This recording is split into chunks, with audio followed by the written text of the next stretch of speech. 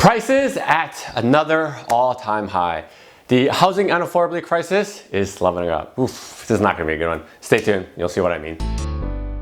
Good day, Toronto. Welcome to another episode of Prime Property. So glad you could join me here today.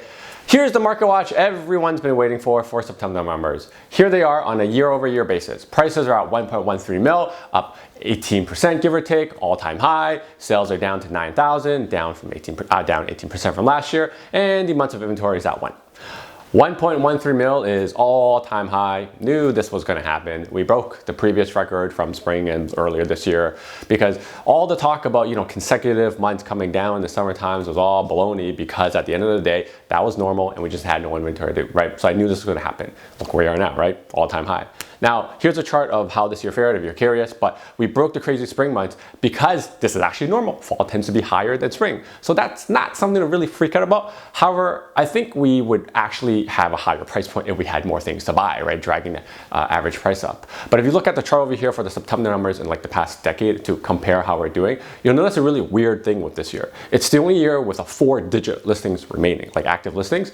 And I said this in my last market watch, there isn't much to buy if you're looking, right? We literally have 1 month of inventory at record-breaking price. This price acceleration isn't going to stop. It's just starting and it's not healthy. But the problem is, I don't think this is ending, right? Like I was saying, like I hate making these videos every year in September because it's always like, oh, I told you so, because from August to September, there's always a jump. And I knew this was going to happen, but no one ever listens, right? Except for some, right? My clients. Because like my real estate spidey senses were tingling. I'm like, oh man, this is going to be a really, really bad one, right? I just knew it. Now, if this is the type of real estate content you enjoyed, then make sure to help us smash that like button and subscribe to the Prime Property channel, and share this video with all your friends and family, right? Because every week we create content like this, like real estate talk, because we want to be transparent and honest with you, so that when you're ready to buy your first home, to buy your first investment property, like, Zen, that guy, he and his team know what he's talking about, right? And you'll schedule a call with me using the link right here, www.chavs.com, and be like, all right, let's see what's the best approach that we can either buy the first home or buy the investment property, right? Because everybody's situation is different. Now back to what I was saying about the market watch, right? So here's a chart I'm showing you the month-to-month price jump, but ranked in a percentage of increase, from August to September, to show you how nuts this is, right? So prices at 1.13 mil is up 6% in 1 month. Let that sink in for a second. Prices are up 6% in 1 month. This is exactly what I was saying in the last episode. I was like, maybe like about 6% give or take. That's what I felt like.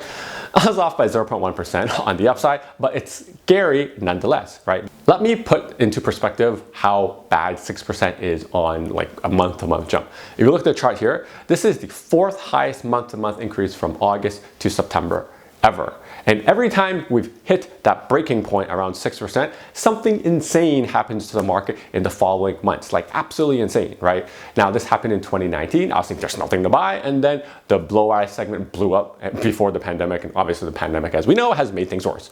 In 2016, I also said there's nothing to buy, and this was people were blind throwing stuff at things, not seeing it, and it was crazy hot. And then the Wynne government put in a foreign buyer tax and rent control to cool the market. The only thing that's different about this month is that the months of inventory is even lower than last those two between the year-to-year comparison, which has me even more worried, right? Because there's even less stuff to do and the prices are this high on a month-to-month basis.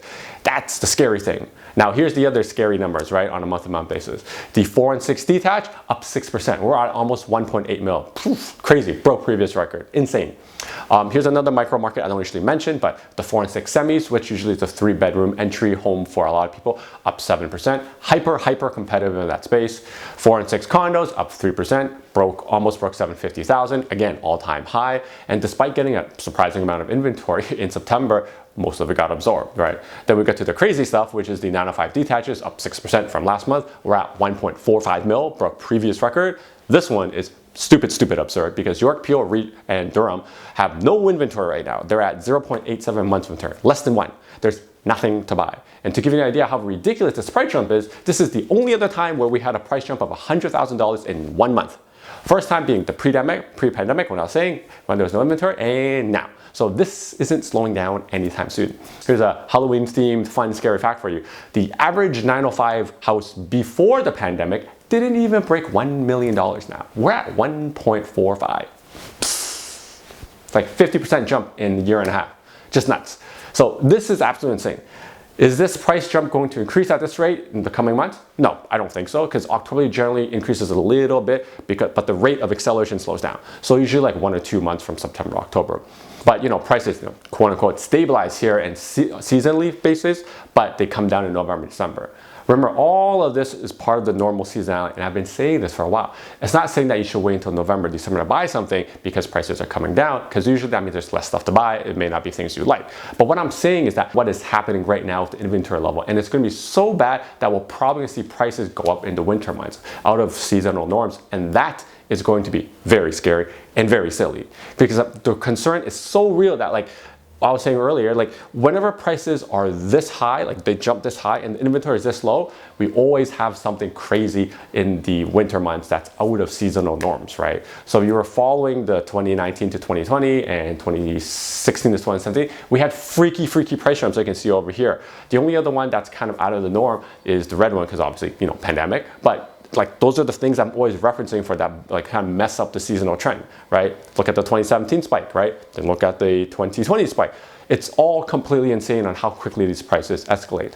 Now, obviously, I'm hoping that we won't get there because this is unsustainable, but the history has this way of repeating itself over and over again. This is why it looks like I have a crystal ball, but I don't. It's just I look at the past and I look at the data and it looks like we are getting there, unfortunately, right?